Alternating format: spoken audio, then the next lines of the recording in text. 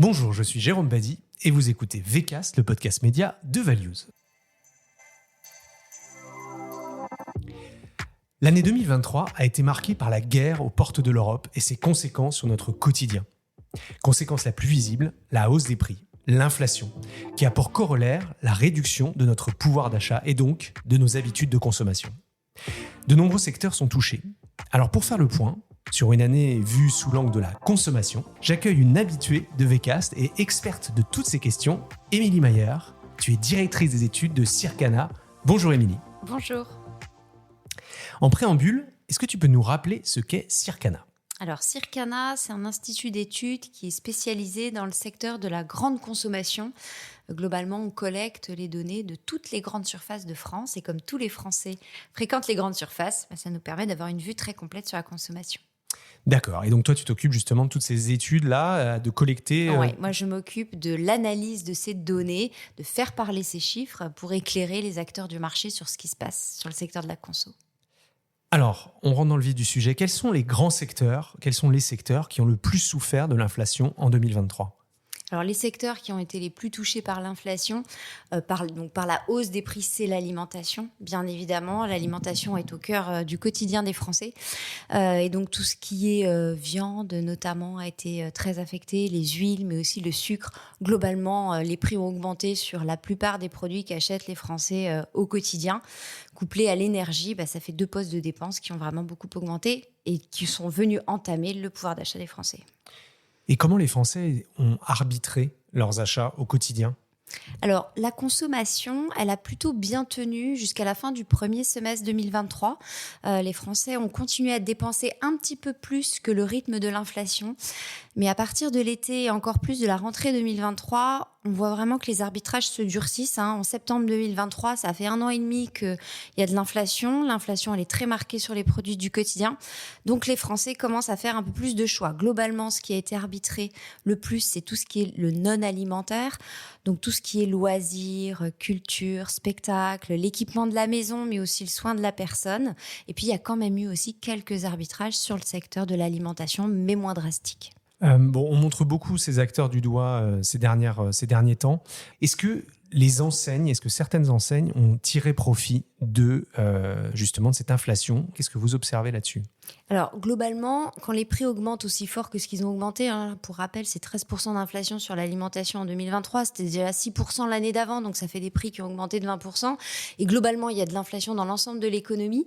En fait, les Français, pour essayer de protéger leur pouvoir d'achat, ils n'ont pas hésité à changer d'enseigne et à se tourner vers des enseignes qui proposent des meilleurs prix et qui finalement leur permettent de continuer à consommer.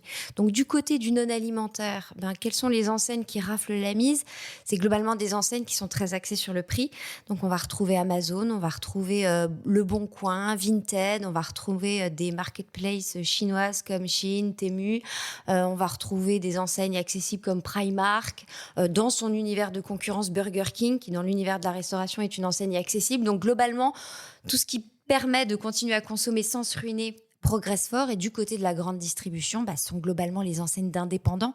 Donc Intermarché, U et Leclerc, qui objectivement sont moins chers que les autres enseignes intégrées, dites intégrées, Carrefour, Auchan, etc., clairement gagnent des parts de marché et ce de manière très significative, notamment pour Leclerc. J'aimerais bien qu'on fasse un sort, si je puis dire, aux hard discounters qui ont une part de marché qui est plus limitée en France que dans d'autres pays. Qu'est-ce qu'il en est justement de leur développement ? On avait vu déjà, on en avait parlé, je crois, l'année dernière, justement, dans la précédente rétro conso qu'on avait faite ensemble, justement de cette appétence et le nombre d'ouvertures de ces magasins, de ces enseignes. Qu'est-ce qu'il en a été en 2023 ? Alors, de manière assez contre-intuitive, les enseignes de discount, elles n'ont pas progressé l'année dernière. C'est-à-dire que, globalement, la part de marché du discount est restée stable. Il y a plusieurs raisons à ça. C'est que les prix ont aussi beaucoup augmenté dans ces magasins-là, peut-être même un peu plus que dans les hyper et les supermarchés dits classiques, parce qu'il y a justement beaucoup de marques de distributeurs qui sont très impactées par l'inflation. Parce que, justement, ces mouvements d'ouverture de magasins, de rénovation de points de vente se sont aussi calmés, parce que c'est des enseignes qui attirent choisir aussi, comme Lidl par exemple, en mettant en avant un produit non alimentaire qui va créer l'envie de venir dans le magasin et ensuite d'acheter tout un tas de produits. Mais on l'a vu, le non alimentaire est un peu arbitré à la baisse par les consommateurs. Donc finalement, des enseignes classiques du retail, Leclerc notamment, s'en sort mieux que le circuit du hard discount. Avec un argument prix et une grosse communication quand même, notamment de Monsieur Leclerc, qu'on entend beaucoup. Petite question comme ça subsidiaire, ça joue beaucoup justement cette présence très médiatique. Est-ce qu'on le voit? Est-ce qu'il y a des indicateurs pour voir ça? C'est surtout effectivement le patron de Super U et Leclerc qui sont très présents dans les médias. Alors c'est vrai que les patrons du retail sont bien plus présents dans les médias que les patrons des industries, des entreprises agroalimentaires. Et c'est vrai que les indépendants sont particulièrement présents sur la scène médiatique, soit Thierry Cotillard, Dominique Schelcher ou Leclerc. Et c'est vrai que bien le discours, c'est vraiment une défense du pouvoir d'achat des Français. Et comme les prix proposés dans ces enseignes sont objectivement plus attractifs, c'est sûr que la combinaison des deux va créer une attractivité importante sur ces enseignes. Bon, il semblerait que l'inflation s'apaise, en tout cas c'est ce qu'on nous dit. Comment tu vois justement cette baisse de l'inflation dans l'évolution des prix dans la grande consommation? Est-ce qu'il y a certaines catégories en particulier qui baissent? C'est quoi la température aujourd'hui en mars 2024? Alors, sur l'inflation, en fait, si vous voulez, d'un point de vue mesure, il y a toujours un petit peu d'inflation, mais on est dans un cycle depuis 8 mois de désinflation. C'est-à-dire, chaque mois qui passe, il y a un petit peu moins d'inflation. En février, sur les produits alimentaires, on est autour de 4% d'inflation. Donc, ça n'a rien à voir avec les 14 ou 15% qu'on avait un an auparavant. Donc, l'inflation se tasse, mais les prix ne baissent pas. Et en fait, les consommateurs, quand ils font leurs courses, qu'on leur dise qu'on est en désinflation, ça n'a pas tellement d'intérêt ni de réalité finalement, parce que ce qu'ils voient juste, c'est que les produits coûtent en moyenne 20% plus cher que ce qu'ils coûtaient il y a 2 ans. Donc, ils sont obligés de faire des choix, des arbitrages. Et comme les prix ne baissent pas, les arbitrages qu'ils font, finalement, ils ne changent pas et ils s'installent et ils s'inscrivent dans la durée. On peut se dire que définitivement, les prix ont pris 20%. Et voilà, enfin, je veux dire, il n'y aura pas de chemin en arrière, peut-être quelques centimes sur certains produits, mais de manière globale, on ne reviendra pas au niveau du prix d'il y a 2 ans. Donc, c'est une nouvelle donne, des nouveaux tarifs et donc des nouveaux comportements d'achat. Oui, et puis pendant ce temps-là, les salaires n'augmentent pas forcément dans la même proportion. Pas dans les mêmes proportions, effectivement, même s'ils ont augmenté et que finalement, quand on rapporte ça au pouvoir d'achat, l'impact, c'est pas 20% sur les Français, mais quand même, ça reste très important. On a aussi beaucoup parlé d'un phénomène, on pourrait dire, je ne sais pas comment le qualifier, en tout cas d'une nouveauté qui est la shrinkflation. Je ne sais pas si on doit le dire flation ou flation, c'est-à-dire moins de quantité de produits pour des prix qui sont malgré tout en hausse. Donc pour le même produit qu'on avait, en fait, j'ai constaté ça sur des paquets de Kleenex, enfin de mouchoirs. Il y en avait 10 avant, il y en a 9 maintenant. Donc ça, c'est un exemple tout bête, mais c'est valable aussi dans la nourriture. Est-ce que c'est réel? Est-ce que c'est quelque chose qu'on observe de façon massive ou pas? Ou est-ce que c'est que du détail et ma pochette de mouchoirs? Qu'est-ce qu'on constate concrètement sur le terrain là-dessus?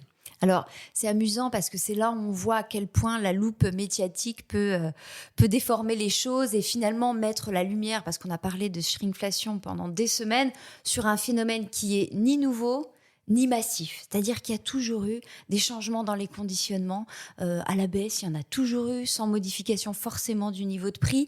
Simplement là, le contexte très tendu en fait sur le terrain du prix, du pouvoir d'achat, on est venu mettre la loupe sur quelques exemples.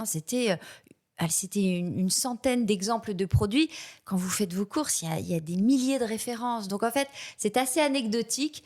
Mais voilà, le contexte a fait qu'on a posé la lumière sur ça, alors qu'il y a d'autres sujets qui sont beaucoup plus structurants dans la consommation que ce phénomène qui reste un épiphénomène.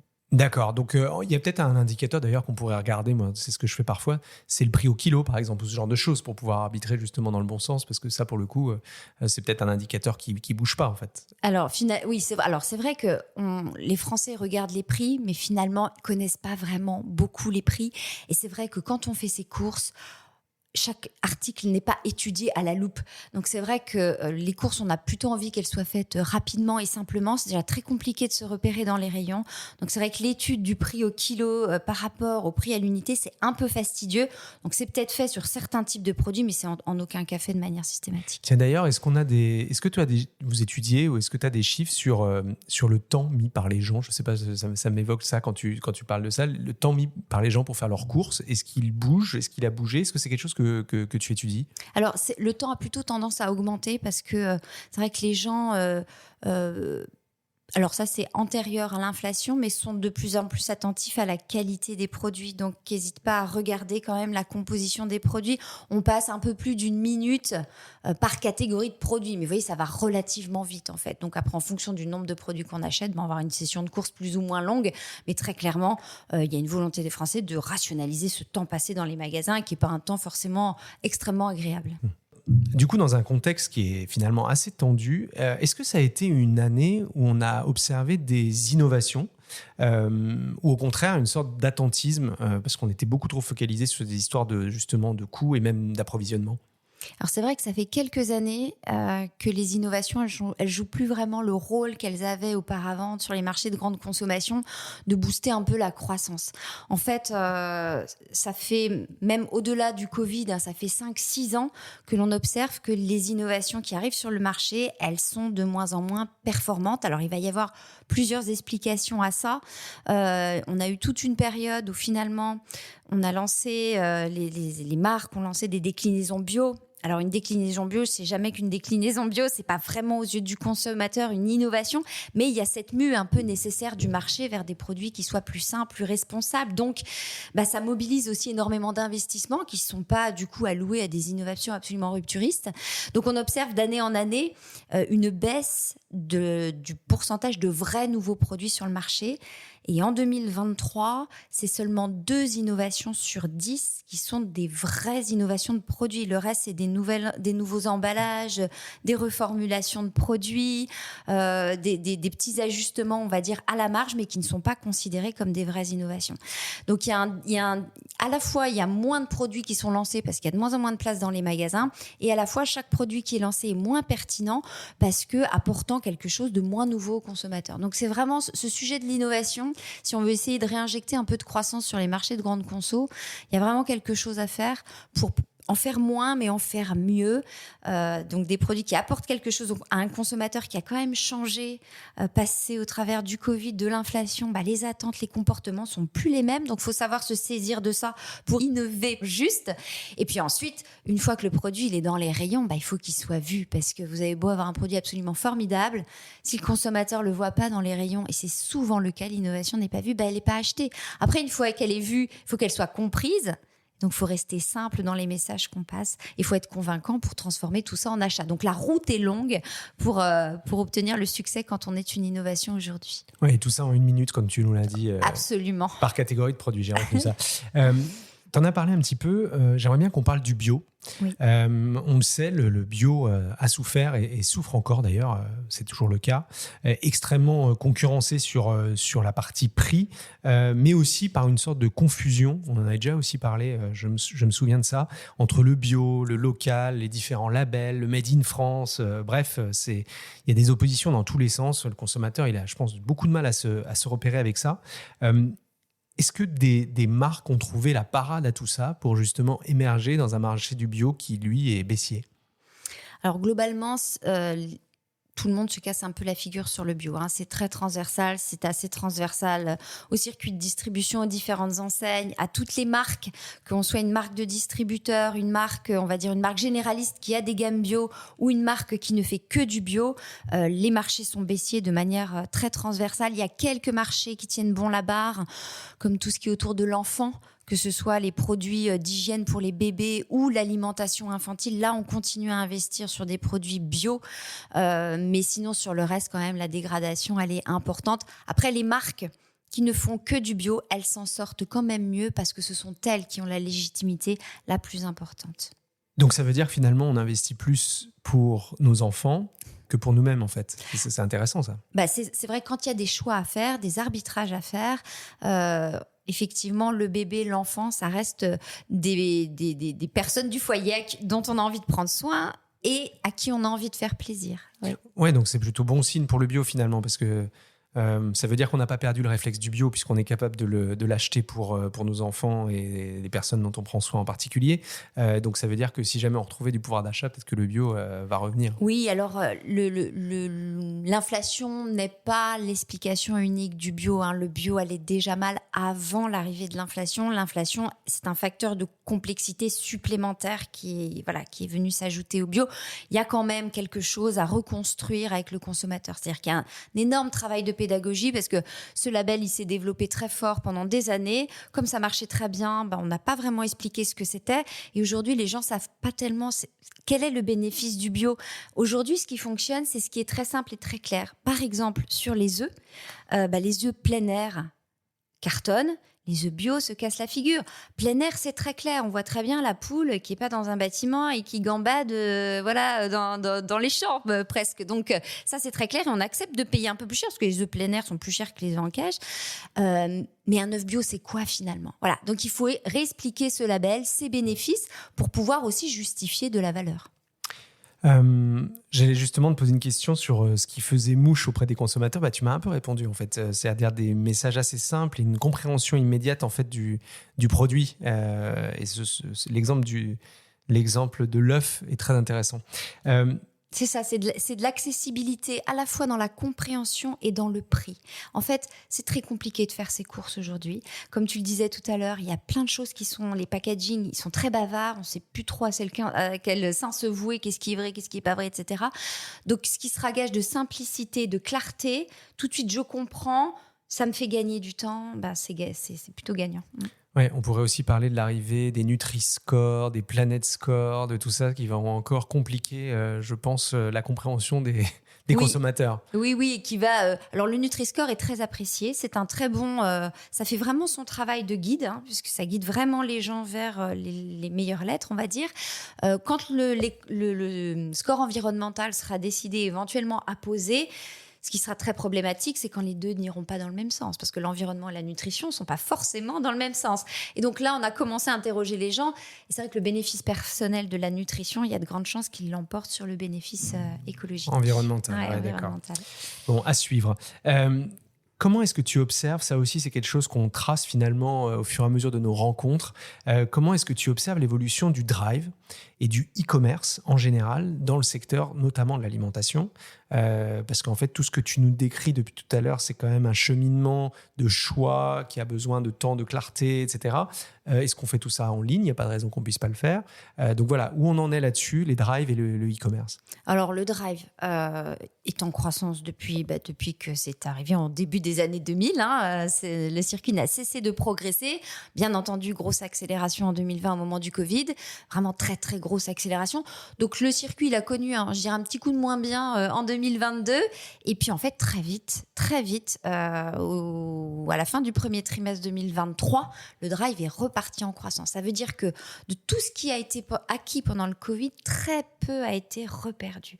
Et en fait, dans le contexte d'aujourd'hui, le drive, il a plein d'atouts. C'est-à-dire qu'il a des atouts pour la maîtrise de son budget, parce qu'on voit son panier monter au fur et à mesure. On peut enlever des choses sans avoir la gêne qu'on peut avoir dans un magasin en passant à la caisse.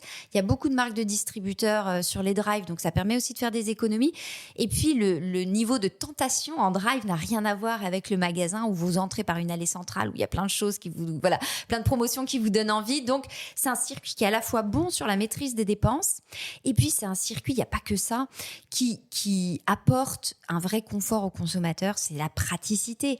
Ça m'évite en fait d'aller en magasin, d'y aller, de naviguer dans les allées, de faire des allers-retours, de passer du temps à la caisse.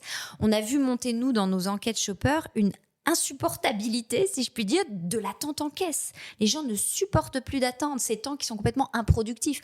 Avec le drive, ça, c'est complètement résolu.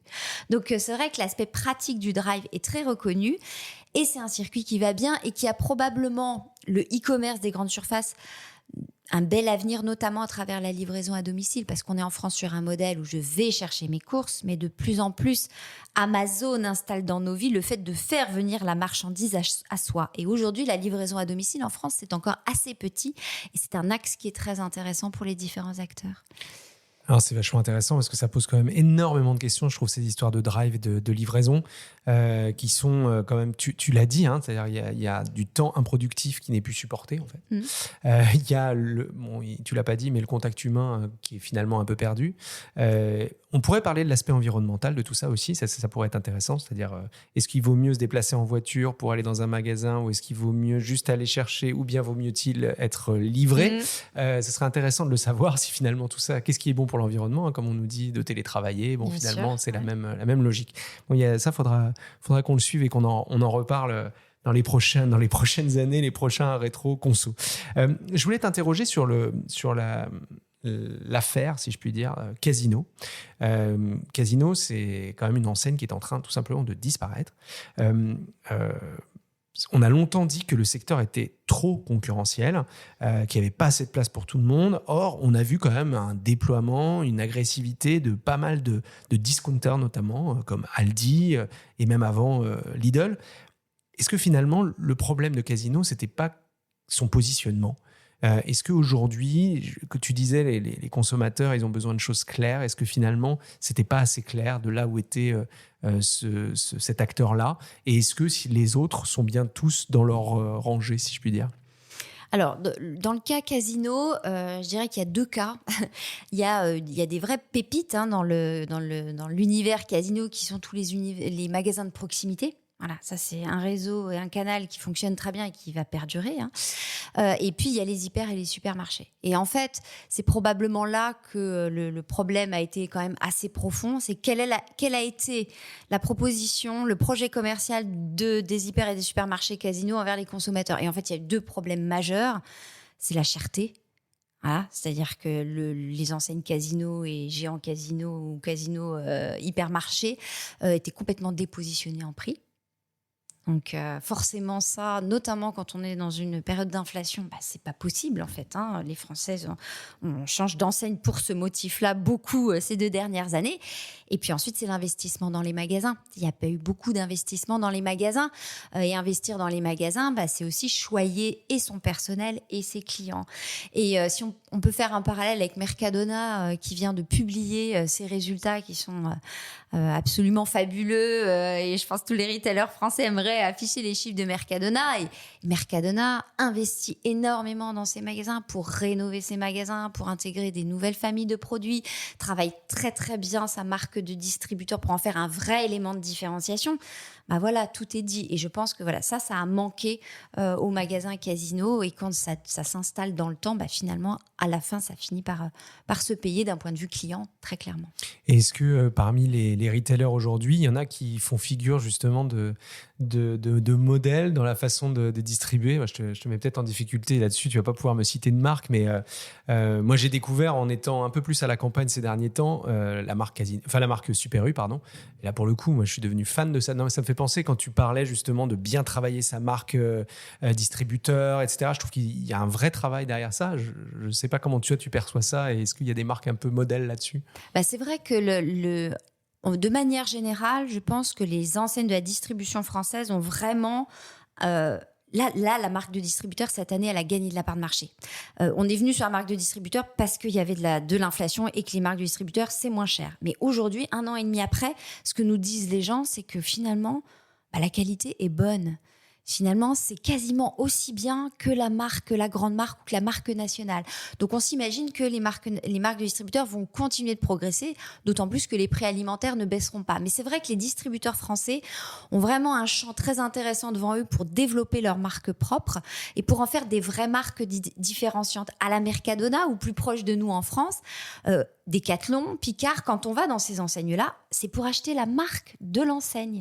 Et aujourd'hui, la MDD, il y a quelques exceptions que tu cites là, avec Système U ou d'autres enseignes encore, mais globalement, c'est plutôt des copies de la marque nationale, si je simplifie un peu. Et donc, il y a vraiment un champ énorme pour en faire des vraies marques qui vont faire qu'on viendra dans cette enseigne pour la marque de l'enseigne, parce que finalement, la marque nationale, elle est dans tous les magasins. Donc, le seul élément de différenciation, ça peut être de la vendre moins cher. Voilà. Mais la MDD, ça peut être un vrai élément de préférence et de vecteur de trafic pour les enseignes. MDD, c'est marque de distributeur. Dernière question, on aime bien se projeter un petit peu. Quelles sont les grandes tendances qu'on va devoir suivre en 2024? Attention, je te réinterrogerai l'année prochaine dessus pour savoir si c'était ça. Non, mais sans faire Madame Irma, mais en tout cas, voilà, c'est comment tu vois de là où tu es, voilà, les grandes tendances sur la consommation, aussi bien côté consommateur que côté acteur de la distribution. Alors, ce qu'il va falloir suivre de très près, c'est déjà tout simplement l'évolution de la consommation dans les volumes achetés. Là, ça fait 2 ans que les volumes de consommation chutent. L'inflation, clairement, cette année, les projections d'inflation qu'on fait, c'est autour de 2%, donc rien à voir avec l'inflation à 2 chiffres qu'on a eu en 2023. Mais ce qui va être intéressant, c'est de savoir des comportements d'arbitrage que les Français ont mis en place depuis 2 ans, qu'est-ce qu'il reste ?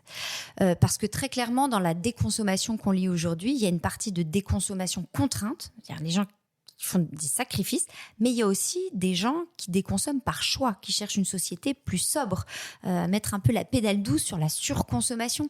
Et on a presque 9 Français sur 10 qui disent cet épisode d'inflation a été l'occasion pour moi de moins gaspiller. On jette tous quasiment 30 kilos de nourriture par an par personne. Donc, t'imagines l'impact sur les volumes de consommation si ces comportements s'impriment dans le temps. Et à mon avis, ces comportements vont s'imprimer dans le temps parce que le gaspillage, pour un consommateur, c'est formidable. Ça me permet de faire des économies, ça me permet de m'engager pour une meilleure consommation et je ne me prive pas puisque de toute façon, j'aurais jeté. Donc voilà, comment les volumes vont évoluer, comment l'inflation va laisser des traces dans la consommation et venir finalement s'accumuler à d'autres facteurs très structurants qui appuient à la baisse de la consommation dans notre pays, qui sont la démographie, par exemple, et les préoccupations autour de la santé, du trop manger, etc. Donc voilà, ça c'est un truc très important. L'autre chose très importante à mon sens à suivre, c'est quelle est la proposition de la grande distribution sur la consommation responsable. Pendant des années, ça a été le bio, qui est l'axe, on va dire, de consommation responsable le plus fort en grande distribution. Simplement, comme les ventes baissent, eh bien, l'assortiment est réduit. On ne fait qu'enlever des références bio des rayons. Donc, quelle est la proposition en termes de produits, de consommation responsable en grande distribution ? Et quelle va être la réponse des consommateurs ? Parce que clairement, depuis 2 ans, l'inflation a mis à mal le consentement à payer des Français pour consommer plus responsable. Donc ça va être aussi intéressant à suivre. Et l'autre chose qui va être, je pense, aussi intéressante, c'est l'innovation. Est-ce qu'on va réussir à renouer avec des innovations qui vont donner en fait envie aux gens de consommer, d'investir un peu plus dans l'alimentation et du coup contrer ce cycle de 6-7 années où on ne voit que l'innovation se réduire. Merci beaucoup, Émilie, pour toute cette science autour de la consommation. J'ajoute une petite chose. Arrive le compost, et ça m'a fait penser à ça quand tu as parlé de gaspillage. On va encore plus se rendre compte, je pense, de ce qu'on jette en termes d'aliments. Donc effectivement, je pense que ça peut être une grosse tendance de fond. Et si on lit ça avec tout ce que tu nous as dit sur les arbitrages, est-ce que le bio va survivre et l'innovation, on va dire aussi de la part des distributeurs, il y a une année intéressante là à venir prochainement. En tout cas, merci beaucoup à toi, Émilie, d'avoir encore répondu à mon invitation. Merci, Jérôme. Et quant à vous, je vous donne rendez-vous très bientôt pour un nouveau numéro de VCast. D'ici là, mettez-nous des commentaires, mettez-nous des étoiles sur votre plateforme de podcast préférée. Ciao.